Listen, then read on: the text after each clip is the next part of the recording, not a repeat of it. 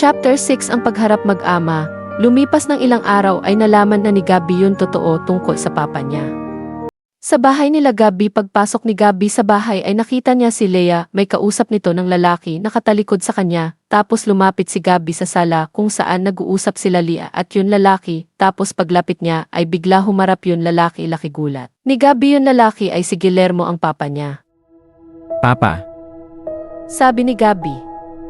Nagulat siya dahil sa nakakaalam niya ay patay na ang papa niya dahil sa car accident, sinabi ni Leia sa kanya. Di akalain ni Gabi buhay pa pala ang papa niya.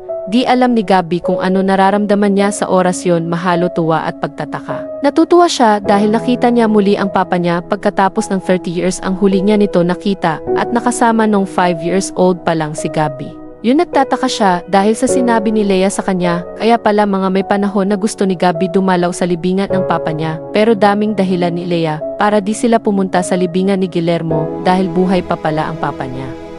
Nag-realize ni Gabi buong buhay niya ay nagsinungaling sa kanya ang mama niya. Nagalit si Gabi kay Leia tapos agad lumabas si Gabi sa sala papunta sa pool area at doon sumigaw si Gabi malakas habang sila Leia at Guillermo ay hinabol si Gabi sa pool area. Paglabas nila ay nakita nila si Gabi na galit at susuntok nito ang pader, tapos lumapit sila kay Gabi at inawat nila nito. Gabriel, I'm sorry. Sabi ni Leia. How dare you, Mama? All this time you lied to me. Ma, alam mo gusto ko dumalo sa libingan ni Papa. Pero kapag every time gusto ko pumunta ay lagi mo sinasabi ay malayo ang libingan ni Papa, yun pala buhay pala si Papa. How you do this, Mama? Galit sabi ni Gabi. I'm sorry Gabriel, kaya sinabi ko sa'yo na patay na yun papa mo dahil niloko at iniwan niya ako at naisip ko wala siya kwenta ama sa'yo at saka ayoko magsaktan ka kapag sabihin ko yun totoo tungkol sa papa mo. Sabi ni Leia. Ayaw mo magsaktan ako. Mas lalo ako nagsaktan sa malaman ko. Ma, sana wag mo na lang ako dinamay noon nasaktan ka sa pag-iwan sa'yo ni Papa, sana sabihin mo lang yun totoo kesa magsinungaling ka. Galit sabi ni Gabi. Anak, wag ka magalit sa mama mo, ako may kasalanan, iniwan ko kayo at naging masama ako ama sa'yo. Pero sana wag mo sisihin yun mama mo, kaya sinabi niya sa'yo na patay na ako dahil galit na galit siya sa akin dahil sa ginawa ko. Sabi ni Guillermo. Isa ka pa papa, all this time ay buhay ka pa pala. So, bakit ngayon ka lang nagpakita, bakit hindi noon kung kailan kailangan ko ang ama? Noon bata pa ako hanggang sa paglaki ko ay di ka napakita, lalo na noon naging baldado ako, nasaan ka? Wala. Galit sabi ni Gabi. Gabriel, I'm sorry kung malaki ang pagkukulang ko sa'yo bilang ama, pero sana patawarin mo ako at pagbigyan mo ako ng pagkakataon para pakaama sa'yo. Pakiusap ni Guillermo. Sabay hawak sa braso ni Gabi. Agad inalis ni Gabi yun kamay ni Guillermo sa braso niya at nalakad si Gabi papasok sa bahay at pumunta sa front door ng bahay. Tapos lumabas si Gabi at agad tinawag ni Gabi si Mang Edu para ipag-drive siya nito, tapos agad lumapit si Mang Edu sa kanya. Bakit po Sir Gabi? Tanong ni Mang Edu. Punta tayo sa restaurant dahil gusto ko umalis dito. Sabi ni Gabi. Tapos agad binuksan ni Mang Edu ang pinto ng kotse at pumasok si Gabi sa kotse, pumasok na rin si Mang Edu, tapos umalis na sila sa bahay. Tapos isang oras ay nakarating sila sa restaurant, doon muna palipas ng gabi at sama ng loob si Gabi. Meron sila penthouse sa ibabaw ng restaurant nila dahil kapag ginagabi o napagod at tinatamad umuwi sila Leia at Gabi ay sa penthouse na lang sila nagtutulog. Pagpasok nila sa penthouse ay agad sinabi ni Gabi kay Mang Edu umuwi na nito sa bahay. Mang Edu, umuwi ka na sa bahay? Sabi ni Gabi. Sure po ba kayo sir? Mag-isa lang kayo dito, baka kung paano kayo, kaya nyo ba mag-isa? Tanong ni Mang Edu. Oo, Mang Edu, at saka tatawagan ko si Benji para samahan ako dito. Sabi ni Gabi. Sige po sir. Sabi ni Mang Edu. At bumaba na nito sa restaurant habang si Gabi ay tinatawag niya si Benji, tapos ilang minuto ay nag-text si Benji. Sorry dude, I'm in business trip. Text ni Benji. Nang binasa ni Gabi ay naintindihan ni Gabi dahil alam niya marami negosyo si Benji, tapos umupo si Gabi sa sofa at binuksan niya yung TV, kasabay yon ay umiinom siya ng can of beer, tapos bigla niya naisip tawagan si Kath, agad niya kinuha yun cellphone niya at tinawagan si Kath. Sa kabila banda nakakalabas lang nila Kath at may ka sa hospital nang bigla nagring ang cellphone ni Kath. at agad kinuha ni Kath ang cellphone niya mula sa bulsa ng uniform niya at binasa ni Kath kung sino tumatawag at nakita niya ng si Gabby ang tumatawag. Agad niya sinagot, "Hello sweetheart, kamusta araw mo?" Tanong ni Kath kay Gabby. Nasaan ka? Tanong ni Gabby. Nang marinig ni Kath ang boses ni Gabby parang problemado ay nag-alala agad si Kath sa boyfriend niya at itanong niya agad si Gabby. "Okay ka lang? May sakit ka ba?" Tanong ni Kath kay Gabby. Pwede ka ba pumunta dito sa penthouse ng restaurant? Kailangan ko makausap eh. Sabi ni Gabby. "O sige sweetheart, papunta na ako bye." Sabi ni Kath. Sabay ibaba niya yung tawag tapos napaalam agad siya kay Micah at sumakay siya sa jeep. Tapos ng 30 minuto sa biyahe ay nakarating na si Kath sa restaurant nila Gabby at pagpasok ni Kath sa restaurant ay itanong niya agad sa waiter kung paano makakapunta sa penthouse. "Excuse me po kuya, paano po makaakyat sa penthouse papapunta ako ng boss niyo?" Sabi ni Kath. Ah, ikaw ba yon? Sinasabi ni Sir Gabby bisita niya. Ayun po, hagdanan doon ka umakyat sa 3rd floor lang yon, penthouse nila Sir Gabby. Sabi ng waiter. Sabay turo sa hagdanan. "Thank you kuya." Sabi ni Kath. At pumunta siya sa hagdanan tapos umakyat si Kath, tapos paakyat niya ay kumatok agad si Kath sa pinto ng penthouse. Bukas yan. Sabi ni Gabby. Agad binuksan ni Kath yun pinto. Pagbukas niya ay nakita niya si Gabby nakaupo sa sofa at umiinom ng can of beer. Agad lumapit si Kath kay Gabby at umupo sa sofa. Tumabi siya kay Gabby. Thank you, dumating ka ngayon. Sabi ni Gabby.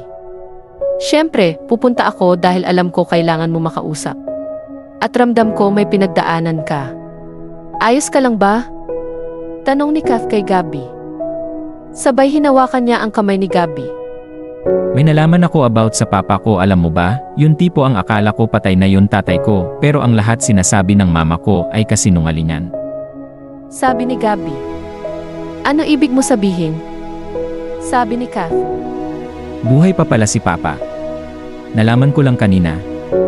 At alam mo, pinakamasakit ay buong buhay ko nagsinungaling ang mama ko sa akin. Tapos yun, papa ko naman medyo may tampo ako sa kanya. Dahil wala siya nung kailangan ko ang ama sa mga oras lubog-lubog ako. Sabi ni Gabby. Agad niyakap ni Kath si Gabby habang si Gabby ay medyo umiiyak. "Tahan na sweetheart. Baka may dahilan ang mama mo kaya nagsinungaling siya. Baka iisip niya kung ano ang nararamdaman mo kapag sinabi niya sa'yo yung totoo. Kaya sana wag ka magalit sa magulang mo. Kasi kahit baliktadin ang mundo o ano man ginawa nila ay magulang mo pa rin sila." Sabi ni Kath. Nang marinig ni Gabby yun sinabi ni Kath, ay gumaan ang loob ni Gabby, tapos hinawakan niya ang kamay ni Kath. Thank you sweetheart, palagi mo napapagaan ng loob ko, at thank you rin palagi ka nandyan para sa akin. Sabi ni Gabby. "Wala yon, mahal kasi kita kaya kahit anuman pinagdaanan mo nandito ako para sa'yo, promise." Sabi ni Kath. Sabay itaas niya ang kamay niya parang nangunupa at niyakap ni Gabby si Kath. Sa kabila banda sa bahay nila Guillermo, habang tiningnan ni Guillermo ang picture ni Gabby ay umiiyak siya dahil sa loob ng ilang taon ay malaki ang pakukulang niya kay Gabby kaya bago pa siya mawala sa mundo ay gagawin ang lahat para magpatawad siya. Ni Gabby, habang umiiyak si Guillermo ay dumating ang anak niya si Max. Si Max ang pangalawa anak na lalaki ni Guillermo at kapatid sa ama ni Gabby. Siya ang naging bunga ng pagtataksil ni Guillermo kay Leah at alam rin ni Max na pangalawa pamilya lang sila. Tapos lumapit si Max sa papa niya. Pa, bakit po kayo umiiyak? Dahil ba kay Kuya Gabriel? Tanong ni Max.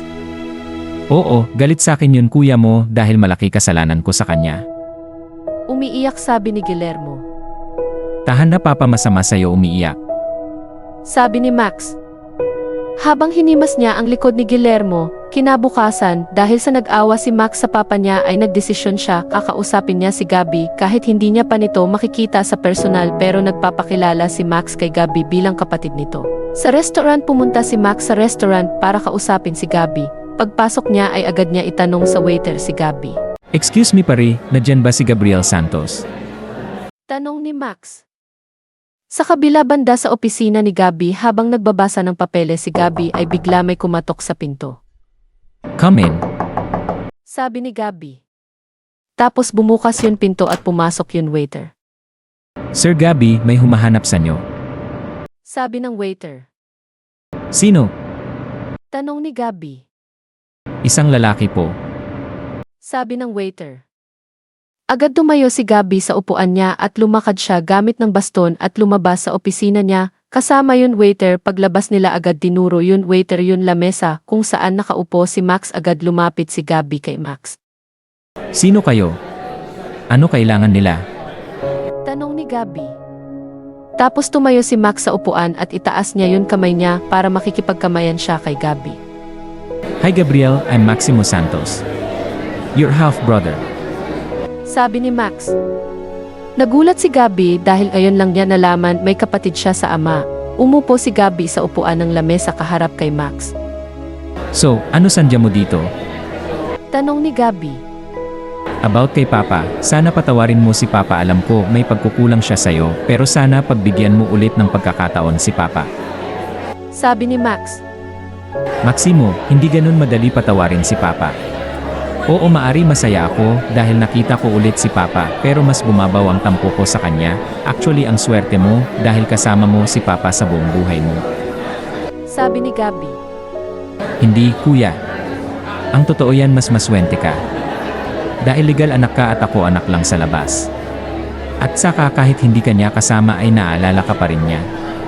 Kaya sana patawarin mo si Papa bago pa siya mawala sa mundo. Sabi ni Max. Ano ibig mo sabihin? Tanong ni Gabby. May sakit siya. Cancer stage 4 at 3 months na lang ay mawawala na siya sa mundo.